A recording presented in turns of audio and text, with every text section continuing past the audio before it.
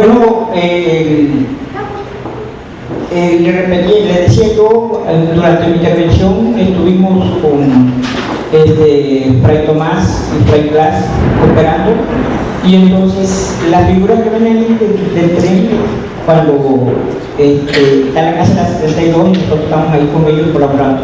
Entonces cuando la casa de la 72 está a 100 metros donde pasa el tren, y entonces al momento de que el tren pita, entonces corremos todos a ayudarnos a subir el tren, y esa fotografía la toman ahí, se toma el tren, ahí se suben todos los que van. Es emocionante. Algunas veces hemos visto a algunas embarazadas practicando en el tren que viene, para que cuando venga el tren ahora se van a subir, ya puedan subirse. Es emocionante ver a una señora con su niño guindado de 2, 3 meses, 4 meses, guindando del tren para subir. Es una experiencia muy agradable.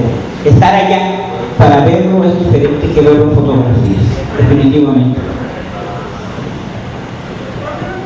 No, yo diría también, añadiría ahí que el tren tiene un lugar bastante singular en la historia de Tenosique, ¿no? Solo en 1949, 1950, se inaugura el puente sobre el río Usumacinta, que une la parte sur de México con el norte. Es esta, ¿no? Sí. Entonces, es un tren que hasta los 90, en los procesos de neoliberalización, de privatización del aparato del Estado de Salinas, fue un tren de pasajeros que iba a Veracruz y que venía a la Ciudad de México, ¿no? Se transforma en un tren de mercancía y a partir de la mitad de los 2000 comienza a ser utilizado como un tren por los migrantes como una forma de viajar hacia el norte, en lo que se podría conocer como el sistema de la bestia. No es el tren de Oaxaca, es la costa atlántica, pero es el mismo tipo de uso, ¿no?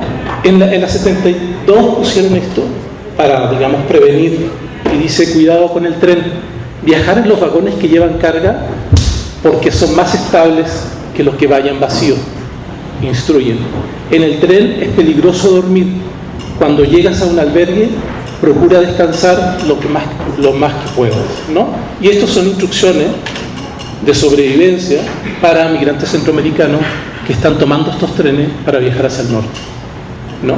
Entonces, Tenosique contiene la historia de un tren familiar, de un tren que unió al país, de un tren que construyó, digamos, rutas de conexión, y el tren asiago hoy día, que es un tren rodeado de desgracias, y digo, son realmente desgracias. No hace, el año pasado, si no me equivoco, Fray Tomás, el director de la 72, publica una foto de lejos, en la que muestra el cuerpo mutilado de un niño de 12 años, hondureño, que se había caído del tren y que el tren lo había destrozado, ¿no? Pero es usual hecho. Sí, es usual, no solo en Tenosique, en otros lugares, ¿no? Por eso, digamos, Chivón apuntaba a esta relación global-local. O sea, el accidente ocurre ahí, pero las relaciones que producen que miles de migrantes intenten usar ese tren para viajar hacia Estados Unidos no surgen ahí, surgen, digamos, en contextos globales, transnacionales, etcétera, ¿no? Y cómo eso se transforma en estas instrucciones para que alguien se pueda subir, ¿no? Eso es parte de la historia.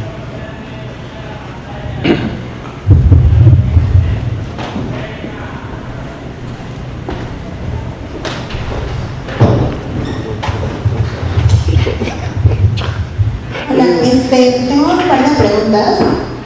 Me interesa mucho lo que comentaba de su padre, cómo le decía de pequeño que se convirtió en homosexual de bien, y cómo ahora usted nos narra una diferencia en un pueblo, desde mi perspectiva, que todavía no he leído el libro, casi utópica, ¿no? Donde las personas se respetan, hay una como colaboración, y cosa que pues no existe como en muchos lados. Entonces, mi pregunta es, ¿cuánto, o sea, en estos 25 años, cómo fue el proceso para que esto sucediera?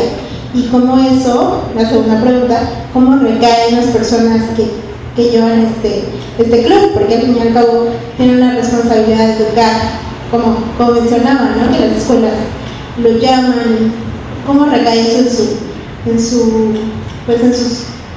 en las personas, ¿no? que lo llevan, y cuáles son los cambios que ven en la comunidad en general. Bueno,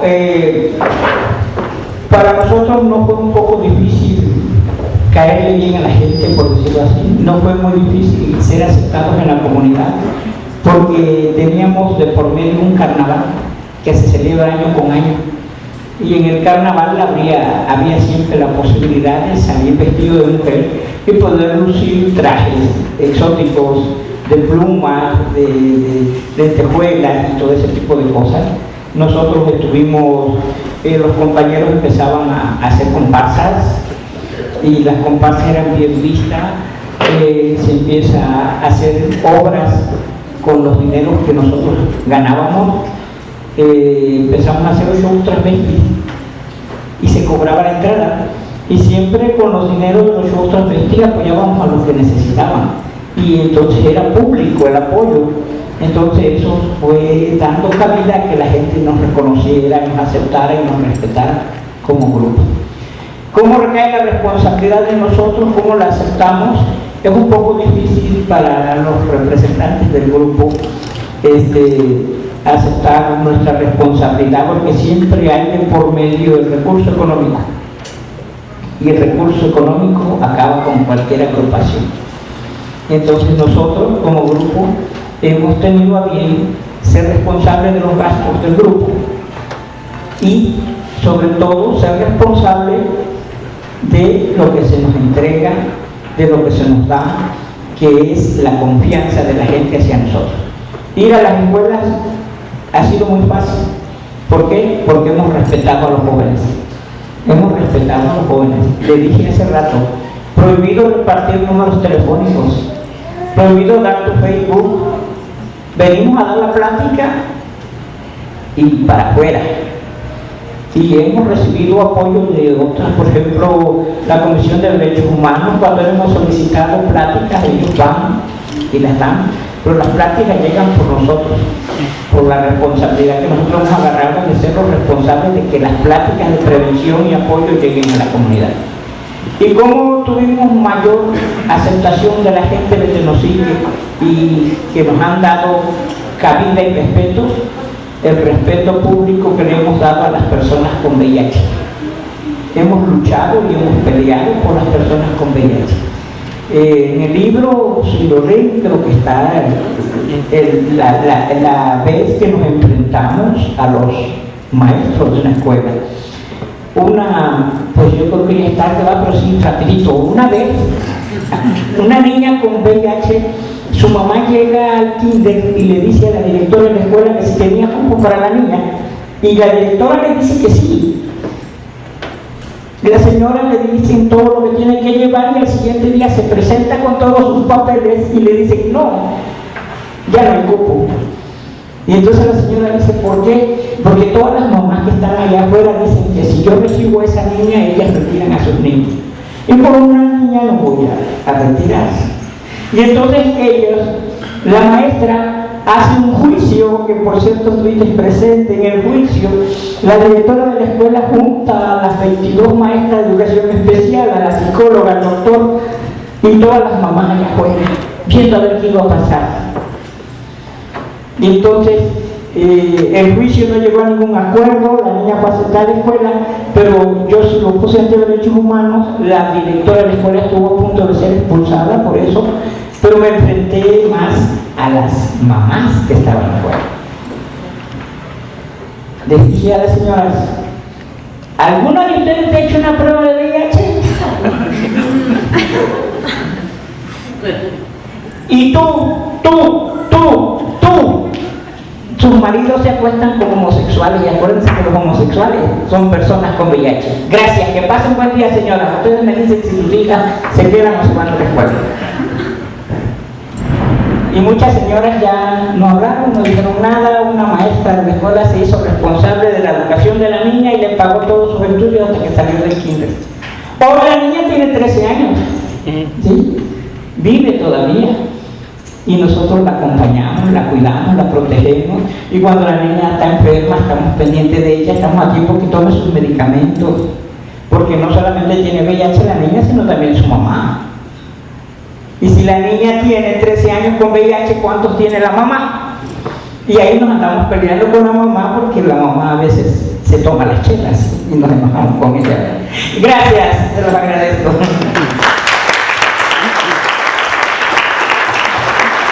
Yo quisiera añadir también que hay que pensar, yo creo que en el contexto de Tenosique, pero no solo de Tenosique, la aceptación y el respeto también es un mito colectivo como de ciertas culturas democráticas. Entonces nadie te va, en este momento, y yo lo abordo, nadie va a decir, no, es que como decía el médico hay que quemar a tales, ¿no? El discurso público está regulado por ciertos acuerdos colectivos que por ahora funcionan. En las prácticas cotidianas esos acuerdos son bastante más endebles, ¿no? Entonces, en el libro hay toda una parte que está dedicada a la violencia, ¿no? Ha habido bastantes asesinatos, gente que ha muerto de VIH, y mueren de VIH, hay que entender lo que esas son muertes estructurales. No es solo que alguien enloquecido no toma los remedios, es porque hay problemas con los sistemas de salud, porque hay problemas de estigma, etcétera. Entonces, digamos, a mí creo que me parece que hay algo del discurso de la tolerancia que abre como un universo mítico en el que, mítico contemporáneo, no mítico levi-straussiano, por supuesto, que permite ciertos diálogos y ciertas conversaciones y que permite imaginar el mundo de una determinada manera. Lo que me parece a mí interesante por lo que permite el trabajo etnográfico es que uno puede registrar el lugar donde el mito se rompe y se quiebra, donde eso se transforma en una violencia cotidiana bastante abrumadora, ¿no? Pero una violencia que no desarma el mito, ¿no? Es como una especie como si fueran paralelos en algún sentido, y parte de las intervenciones críticas de los discursos de la diversidad sexual, del feminismo, etcétera, es producir conexiones entre el mito y la violencia cotidiana, ¿no? No sé si hay alguna conversación o intervención. Ya. Nada más. La gente no se va. Bueno, ya mencioné un poco, pero quisiera, si podrían ambos, explorar un poco o reflexionar sobre esta experiencia en un lugar de Tenosique, como lo que acabas de decir, con un escenario bastante mítico que también rompe de otras formas en lo real, o esto que decís en el libro de Tenosique como Nueva York, cómo se están transformando también estos discursos y qué transformaciones en la experiencia y en las vidas están teniendo la llegada de tantas instituciones, la Comar, la OIM, ACNUR,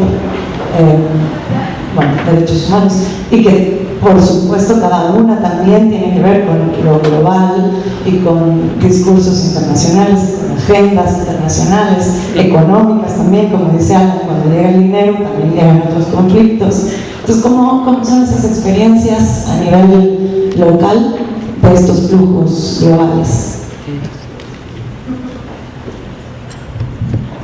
Bueno, la experiencia es muy agradable, definitivamente, porque uno día a día aprende, y cuando vienen los compañeros de Centroamérica y se acercan a ti y traen unas ideas diferentes a las que tú tienes, y cuando les dicen a los compañeros en la 72 que van a ir a verme porque yo soy el presidente del Club de Homosexuales de Tenosique, ellos creen que yo les voy a resolver todos sus problemas cuando lleguen a verme, ¿verdad? Entonces ahí es donde creamos un problema que tiene solución. Claro, no tenemos que recurrir al Seguro Popular, a la ACNUR, a la Comar, a la OIM, a Derechos Humanos y sobre todo a la Secretaría de Salud, porque el problema que más traen los transvestis o los LGTB de allá es que la mayoría de ellos fueron corridos de su casa de Centroamérica. La mayoría de ellos fueron violados en el transcurso de llegar a Tenosique. Sí, los violan. Y hay muchos que llegan con ese trauma y platican conmigo, platican con el contador del grupo, que es Javier, o platican con Miguel Centeno, que es el secretario, o se van a Calixto y ahí agarran nuevas experiencias, que es el encargado de organizar fiestas y todo eso. Entonces, para nosotros es un reto atenderlos. Gracias a Dios y gracias a nuestras autoridades, ahorita el Seguro Popular ya se le puede dar a un centroamericano por 3 meses. Porque anteriormente era un reto para nosotros conseguir antirretrovirales para los pacientes con VIH que venían de Centroamérica. Ahorita ya se consiguen, ya tienen derecho a 3 meses de Seguro Popular. Y ahorita es un reto, sigue siendo un reto para nosotros, pero lo hemos estado superando de alguna manera, conseguirle a ellos hormonas, porque ellos llegan con la idea de que nosotros les vamos a poder apoyar con las hormonas. Es un poco difícil, pero sí ya hemos buscado la forma de apoyarlos. Y a los que traen problemas de que los persiguen, que los insultan, que los corren, que vienen huyendo de las bandas y todo eso, pues vamos con los de ACNUR y ACNUR les brindan el apoyo. Y ahorita que está la Comar, pues ya nos colgamos de la Comar para resolver ese problema de los compañeros centroamericanos. Pero sí es un trabajo de tiempo completo a veces, tenemos que estar ahí. Acabamos de estar en la 72 hace poco y andan enloquecidos ahorita los que están ahí porque quieren participar en el evento del Club de Amazonas de los 25 años del grupo, ¿verdad? Sí, es muy bonito convivir, es bonito aprender y escucharlos, porque te cuentan unas cosas tremendas de lo que vienen huyendo de su país. Nosotros vivimos en la gloria aquí comparado con lo que ellos sufren en el Centroamérica. Yo hablo en un registro distinto que Alan, ¿no? Digamos, no estoy tan comprometido como con la fenomenología del lugar, pero ha sido bien interesante ver la llegada de los organismos internacionales de Tenosique. Es muy reciente, desde el 2014-2015 en adelante, porque ellos traen una lógica desterritorializada. Podrían estar en Kenia, en la frontera de Uzbekistán o en Tenosique y operarían de la misma manera, ¿no? Entonces, uno, digamos, en algún sentido, para mí como etnógrafo, ha sido la posibilidad de ver cómo la razón humanitaria de la que habla Didier Fassin se transforma en una práctica institucional territorial, ¿no? Entonces llegan, instalan unas oficinas, los carros, se perciben y se sienten en la ciudad y a la vez comienzan a operar con actores locales a partir de intereses transnacionales, ¿no? Ese es un proceso, a mí me parece muy muy interesante, que en Tenosique se está formando. Si el proceso migratorio se transformara o la 72 desapareciera, las instituciones internacionales retroceden, dependen de la presencia de la Casa del Migrante, ¿no? Que ha sido como una especie de articulador local, global, ¿no? Es una pequeña, es un pequeño territorio con una gran capacidad de incidencia internacional. Yo diría, tal vez Alan no estaría de acuerdo, pero diría que el lugar más conocido de Tenosique a nivel internacional y mediático no es el carnaval, no es el puente, no es la danza del Cojó, es la 72. La 72, sí, ¿No? Sí, y comienzan a llegar extranjeros, voluntarios, etcétera, etcétera, ¿no? Muchos voluntarios. Sí, ¿no? Pero son aparatos, no sé si aparatos del Estado, pero sí aparatos de las transnacionales, ¿no? Y traen lógicas transnacionales.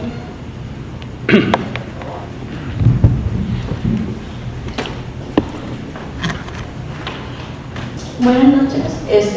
Yo por lo que escuché, realmente se me hizo un libro muy muy interesante que realmente lo leería porque me encantó todo lo que estuvieron diciendo sobre el Club de Amazonas, sobre los inmigrantes que vienen de su país, de Guatemala, porque fueron corridos. Y todos los apoyos que le dan a ellos. Y yo quisiera saber sobre qué más apoyo, aparte de que les consiguen los antivirales y que le están consiguiendo hormonas, ¿qué más apoyo les dan a los inmigrantes? inmigrantes que son pues gay o como le digan a ellos? Bueno, los apoyos, por ejemplo, nosotros los apoyamos con lo que ya comentábamos, ¿no? Pero los apoyos que ellos necesitan más fuertes son los derechos. Y los derechos a los migrantes, pues ya afortunadamente se nos sigue, tenemos una oficina de la Comisión de Derechos Humanos. Y entonces eso es lo que más preocupa. Y preocupa ahorita la educación. La educación. Existen muchos niños, adolescentes y jóvenes que están estudiando en Tenosique, pero no tienen valor sus estudios, definitivamente. Asisten a las escuelas, pero la Secretaría de Educación Pública todavía no les da valor a esos estudios. Van cursando sus grados, van a la preprimaria, a la primaria, a la secundaria, a la prepa, salen, hay unos que ya están ahí en la Universidad Mesoamericana de los Ríos, pero todavía no tienen papeles legales. Y esos cursos que han ido tomando están en un proceso todavía que se los está arreglando la Comar para que la Secretaría de Educación Pública de México les respalde todos esos estudios que ellos tienen.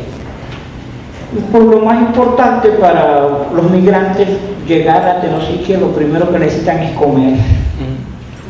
Y entonces ahí es donde está el apoyo de la comunidad y de la 72, proporcionarles comida a los migrantes.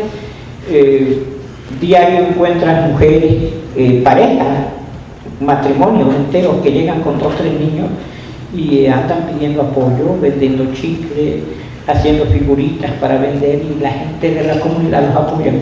Pero hay gente muy negativa que se ha dedicado a hablar en contra de ellos. ¿De qué manera? Si yo soy centroamericano, soy refugiado, ACNUR, la Comar, la OIM te apoyan con dinero para que te establezcas en un departamento, te compran la cama, la estufa, lo más indispensable para vivir. Entonces la gente de la ciudad está en contra de eso y se ha creado controversia. Y ahorita hay que enseñarle a la gente de la ciudad a qué tienen derecho los migrantes y a qué no.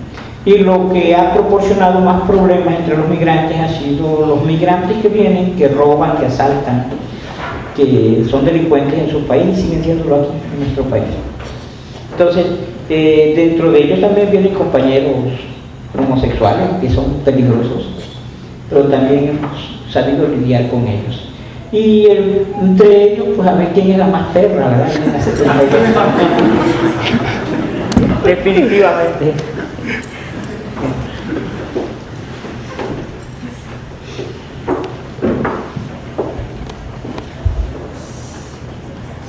Bueno, si no hay otra pregunta o intervención, les agradecemos mucho su asistencia.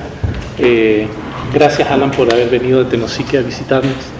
Y bueno, ahí está el libro y la historia. Tengo una pregunta para Alan. Sí. Cuando conociste a Rodrigo, ¿qué pensaste? Todos nos enamoramos de él.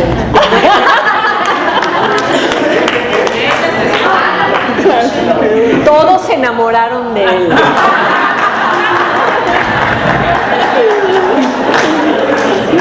Cuando pues yo conozco a Rodrigo porque estaba promocionando. Ponte el micrófono para que te oigan. Cuando llega Rodrigo a Tenosique por primera vez, pues lo mandan conmigo de Prevencida y yo lo acompaño, y entonces, como yo siempre llego a Tenosique, personas de otros lugares me decían, compañeros que presentaron.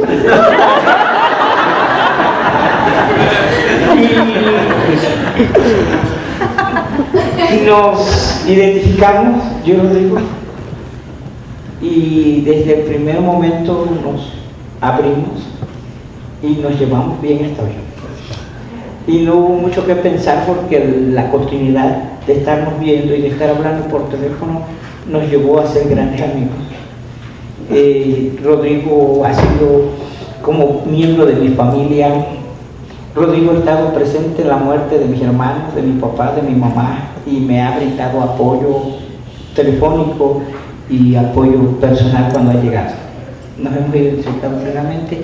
¿Sabes qué? Hay una historia ahí que está en un artículo de Falotopías, que es otro texto, que yo conversé bastante con el padre de Alan, un señor extraordinario, de una gran memoria, que hablaba pues, del mundo de de la primera mitad del siglo XX. Entonces había una historia, había un gran interés por mí por conocer el Tenosique rural, ¿no?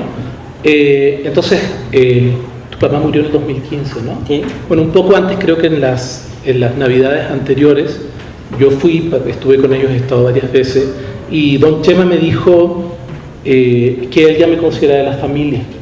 Entonces me tocó el brazo y me dijo, porque la familia es como un pegamento, ¿no? Y él me tocó el brazo, digamos, como una especie como de rito cotidiano en el que él me hacía parte de su propia vida, de un señor anciano que estaba cerca de la muerte. Es que eso es la antropología. Eso es la antropología, ¿no es? O sea, son muchas otras cosas, pero también es esa intensidad de los afectos y de los vínculos personales que son, no solo permiten escribir, sino que transforman las vidas, ¿no? Sí, todos los compañeros del Club Gay Amazonas adoran a Rodrigo. Bueno, todas las compañeras feministas del CIEC también lo adoran. Bueno. En nombre de toda la comunidad de Tenosique, Tabasco, le agradecemos su presencia. Personalmente, sabe que lo amo. Gracias. Gracias, Rodrigo, no tenía el placer de conocerte. Martita, te he visto muchas veces en televisión, pero eres más bella en persona. Niña, hablas hermoso. Y a todos ustedes que vinieron a asistir a la presentación de este libro, ampliamente se los recomiendo. Pero sobre todo, gracias por voltear un poquito de la mirada hacia el sureste mexicano.